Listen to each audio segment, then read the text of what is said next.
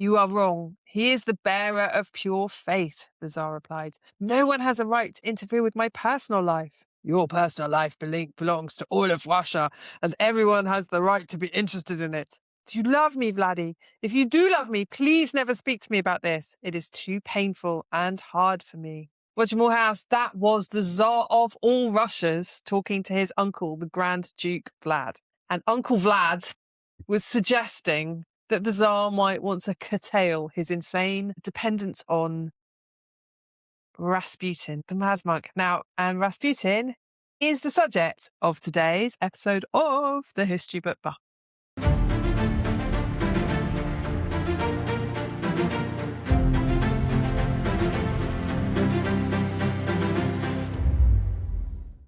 So what we are doing the Rasputin today, and this is on the basis of this rather wonderful book for video people. You will now be seeing it back by Antony Beevor, Rasputin and the Downfall of the Romanovs, which is just out. Both of us, big fans of Antony Beevor, big fans of reading about Rasputin. Yes, it's a great story. Really great is. Story.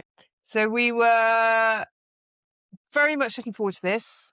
We think you liked it more than I did, I think it's fair to say, and we'll get to that at the end. Bear with for some heretical views, perhaps on the Great Beevor from me. Unless I bottle them, in which case, it's possible. It's possible. You'll bear with conforming. So, set the scene for us, Roger Moorhouse. So you have this Rasputin character who is essentially a rural peasant who then discovers his mystical side, becomes a sort of an amateur monk, basically. So he's sort of, there's this tradition, Russian tradition, which Beevor explains in the book, of holy men or quasi-holy men kind of wandering the countryside and to a large extent living off the largesse of their neighbours because they, I suppose, make people feel good or they deliver some sort of quasi-religious succor to people, but he becomes that person. He's actually married and he's got kids by this point, incidentally, which is kind of weird. But he becomes that person. Mrs. Moorhouse wouldn't like you becoming an itinerant monk. What? No, I don't think that would go down very well at all. You don't get many of them in Tring anyway. No. So that's who he is, and he is rather royally odd. He arrives in the royal household in 1905, so that great year of the sort of previous upheaval, the previous would-be revolution in Russia. And he is already quite weird at that point. But can we back up a little bit and talk about the royal household as it is constituted in 1905? So this is, the beginning of the 20th century. We're in a Russia that is struggling to define itself in the modern world, I would say.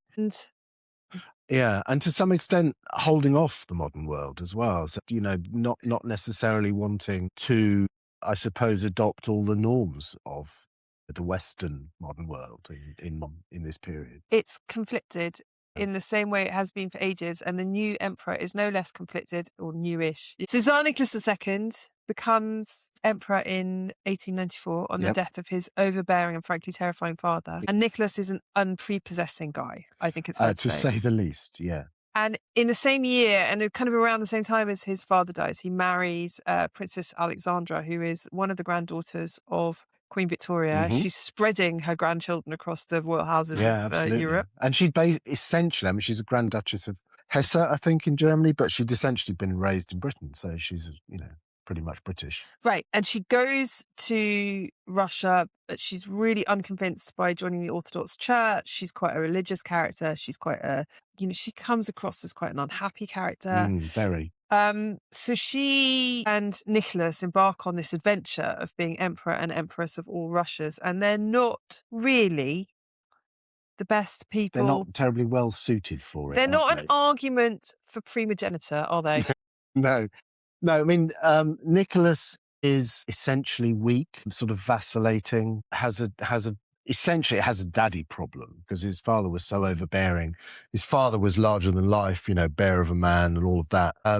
Nicholas, I suppose, was a bit crushed by that experience of having him as a father. So he's really not well suited to an autocracy where he has to be the one to make the decisions. He has to be the one to, sort of head the whole edifice up because he is riven with insecurities and he's got lots of issues. And there's some quite touching stuff, isn't there, when they're newly married, and she's a bit awkward and nobody really likes her, and she doesn't get on with her mother-in-law, and he's a bit awkward, and they're kind of happiest when it's just the two of them, Yes. but actually they're being forced to parade upon the stage of Russian aristocracy. And that quote I read at the beginning is from much later in his life, but the seeds of it are much earlier. He's like, I want a personal life. I want to be my own man. Why is it anybody's business? But that what he fails to understand right from the beginning is that that's not possible for him. He is the property of the system. He's the public face of that dynasty. Yeah. Absolutely. And allied to his comparative sort of weakness as a character is his wife's, I suppose, strength as a character. She's quite overbearing. She becomes increasingly so,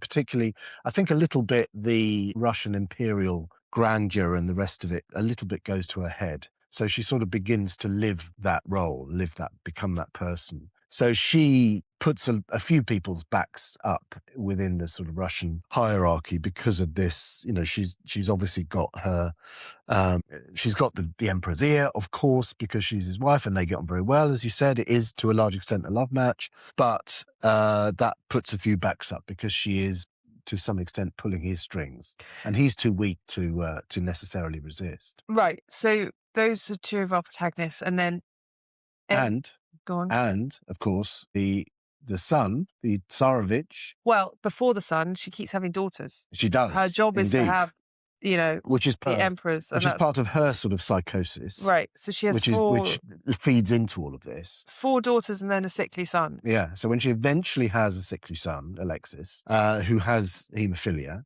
the royal disease, of course, then this sort of opens the door to all of that mystical stuff that Rasputin then embodies and sort of brings into this tragic comedy that develops. Yeah. So it's what's really interesting, and I found this reading the book. What I found fascinating was that this is like a sort of perfect example of almost like great man theory. Now you've got great man theory on the one side, the old-fashioned. It's big men, it's field marshals and generals that make history.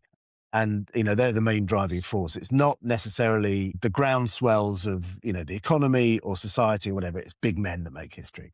And this is kind of a perfect example in the sense of that, because you've got these characters and they're not great men in that sense. They're all flawed, frightfully flawed, but it is individuals making history to a large extent. So you could call it the inadequate men theory of history, couldn't you? Yeah, almost. I mean, obviously, individuals come to the fore probably more in an autocracy than other times, arguably. But, what I found interesting was how in that weird dynamic between the Tsar, the Empress, the Tsarevich Alexei, and then Rasputin, if any one of those characters were slightly different, you potentially have a different outcome. And I thought that was really interesting. You're absolutely right.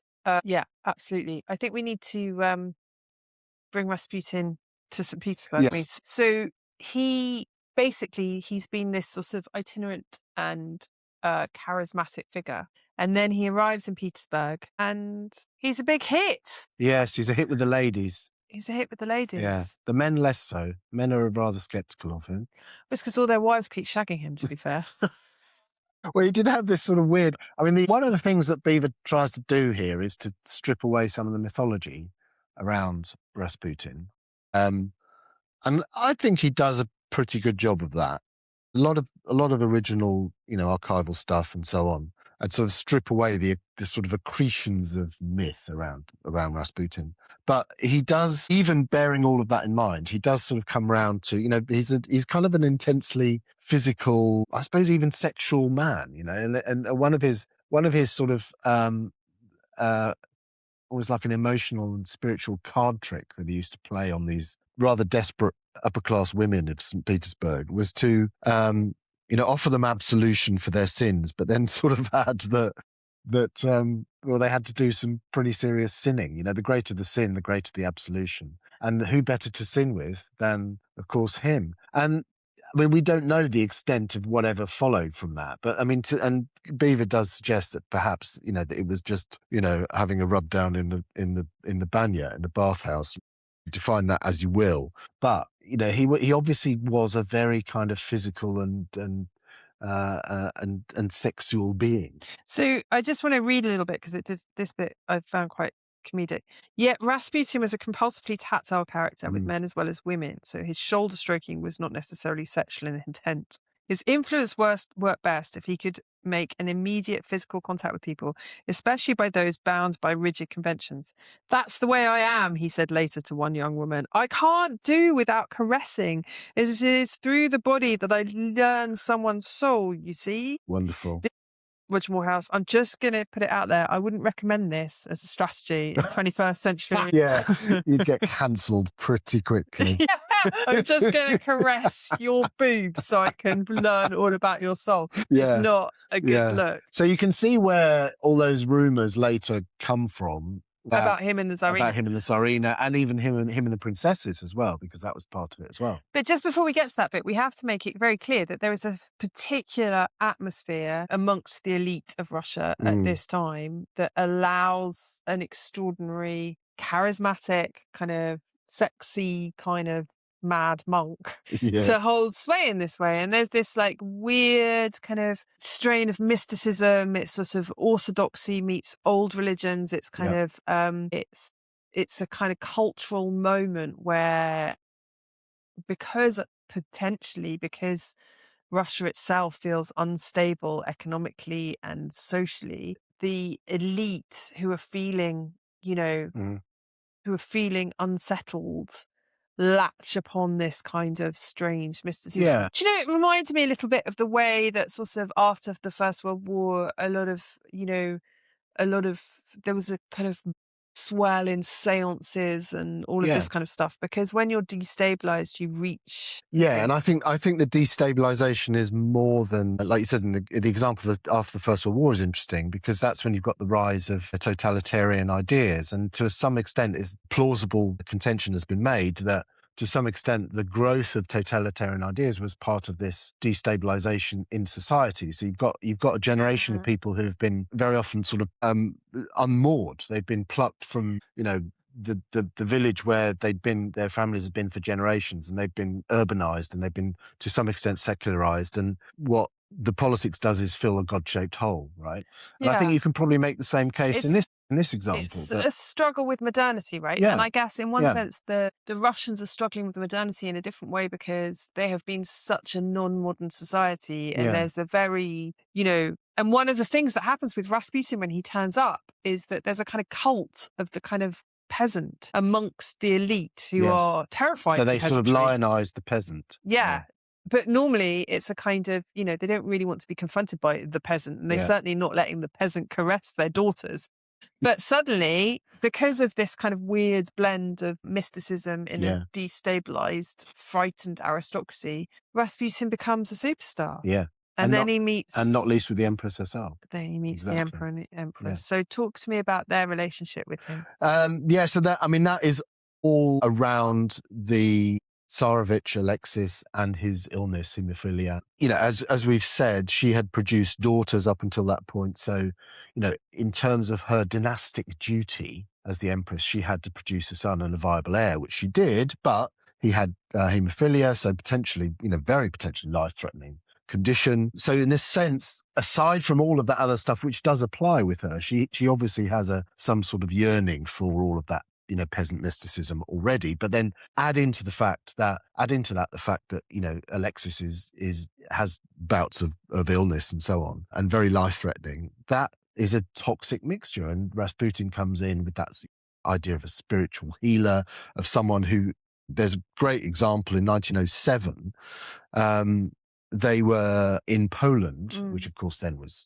part of the Russian Empire. And Alexis, I think, had a fall and was bedbound and was, internal bleeding and all that sort of thing, as haemophilics have. And even by telephone, so they contacted Rasputin by telephone, and even over the phone, relayed via the Empress, he gave some soothing words or whatever, and then miraculously Alexis, pulled through. To the Empress, this was proof of his, sainthood, effectively. In that hour of need, in that moment, he brought Alexis through. So the whole thing is tied in with the illness that Alexis has, and the fact that he's the son and heir, he's the one that has to survive, And she's acutely aware of that. Aside from all of the mystical stuff that she undoubtedly has, it's about the illness that Alexis has. That opens the door to Rasputin coming in and having influence that he does. So increasingly, he has influence over the Empress, and the Empress has demonstrable and resented influence over her husband. Yes. And then, in a way that is quite similar to a previous revolution, the French one, the stories start about sexual infidelity. I mean, the slanderous kind of sex stories about Marie Antoinette were sort of central to revolutionary fervour in France. And they become central here, don't they? Because all these rumours start flying that Rasputin is caressing both the Empress and the daughters. And remarkably, there's a couple of instances that Beevor talks about in the book. There's a couple of instances where, somebody will come into the royal apartments where just the princesses are, and then there's Rasputin like sitting on the bed. And you think, okay, I mean, in what world is that okay? Like, even if there was nothing going on, that is a profoundly bad look, I mean, I have 3 teenage daughters, and there is not much chance I would let a sex-mad monk, itinerant monk be in the room when they're coming out of their baths. Yeah, exactly. So even if like the hearsay and the rumor is just that, they still kind of drop the ball in terms of the optics. It's astonishing. They do. And it becomes a real problem dynastically, because the Tsar and Tsarina feel that they can't do without him, but doing with him is causing them immense political damage, which they refuse to address. And we were talking earlier about the fact that, in one sense, what happens is the taboo around criticizing the imperial family is broken down. Because you're criticizing Rasputin and his influence on them, people who know the English Civil War will remember the evil counselor argument. You attack the evil counselor. But in this case, the evil counselor is so embedded and enmeshed with the royal family that their inability to see him as the sort of satanic figure that everybody else sees him as becomes a real problem. And his behavior gets worse. Like he's roaming around drunk and, with prostitutes hanging off him. And, he's becoming more and more obvious and overt in his sexual escapades. So his confidence grows. I think there was a degree to which at the beginning perhaps he was sort of reining himself in, because he would have been thinking, oh my God, I'm in the royal household sort of thing. And then gradually, as he gets traction with everything, like everything he says kind of lands, and he goes, wow, this is working. Beevor goes into the degree to which Rasputin sort of seemed to believe his own hype, and he does seem to, it's not just a show. He genuinely seems to believe that he has some powers, and he is. I think you used the word earlier on. He is tremendously charismatic. Well, you see, even in the photographs, even if it's psychosomatic, eyes that you see in the photographs, exactly, astonishing. Can imagine them, swooning. Like, no, his eyes are terrifying. Actually, you look at some of those photos, and it's like looking at the devil. Yeah. And that, I guess, is partly what happens is people come to believe he's either an angel or a devil. Yeah. And it creates a massive schism in Soviet Russian politics. Yeah. But you said that from that quote, the quote you began with completely encapsulated that point that you made, right? But then more than that is that all of, with the sort of the poison, I suppose, that he injects, and through that bizarre dynamic that I've described, that he injects into the Russian sort of body politic, and it's not like it's devoid of poison already. All of the sort of the people that would be the natural defenders of the status quo and of the regime, from the officer class to the aristocracy and beyond, essentially fall away, because they're all saying, well, what the hell's going on in the Kremlin? Who are these people? Who is that guy? Yeah. And what influence is he having? It becomes all the natural defenders basically kind of throw their hands up and say, okay, we're done. Yeah. And at that point, you're just a couple of military defeats away from disaster, as it proved. So Anthony Beevor then goes on to talk about the assassination. And I think, he does he's a brilliant narrative historian. He does a very, very good job of talking us through the assassination.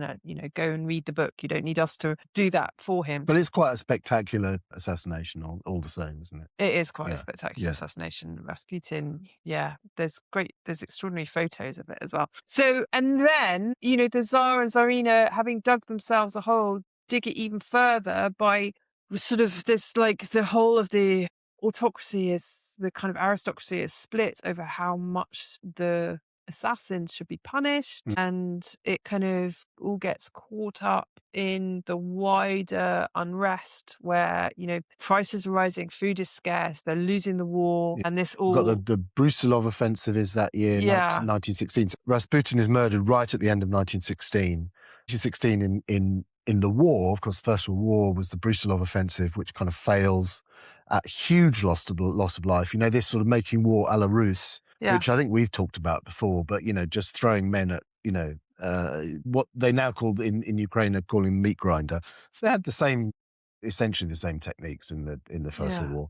So huge losses, huge discontent amongst ordinary Russians. And then you've got all of this on top of it. And what's remarkable, if you look at the chronology of this, so right at the end of 1916, Rasputin is murdered. The imperial regime falls February mm, of the following year. They barely last 2 months after Rasputin's murder, yeah. which is pretty astonishing. He also, um, obviously, the Tsar abdicates, and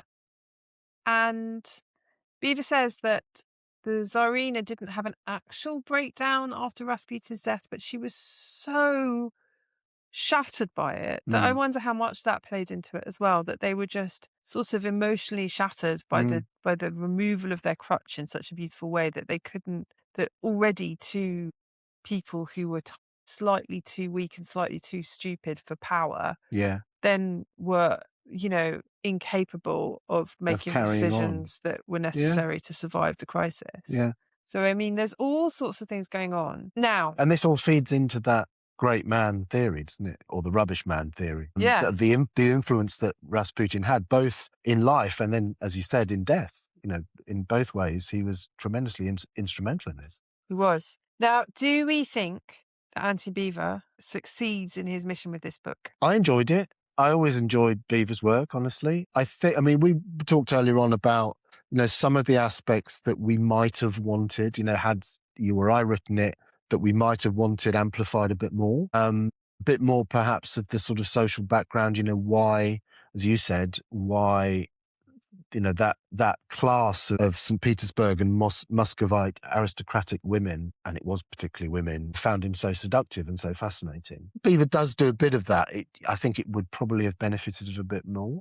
So there's that aspect. And you bear in mind, Beevor at heart, military historian, he's much more comfortable in that area. Maybe you could make the case that sort of, social history is a bit of a blind spot, that it's something that perhaps he doesn't necessarily go into when there would be an opportunity and there would be a benefit to do so. Is that Yeah, fair? I think that's fair. I think it's an amazing read, but I think the subject is an amazing subject. I think I came away slightly not really feeling much closer to Rasputin, who he was and what he wanted, and absolutely, yes, I think that I felt a little bit like I still didn't understand the cultural circumstances which Mm, could give rise to this person being as influential as Beevor makes the claim that he is.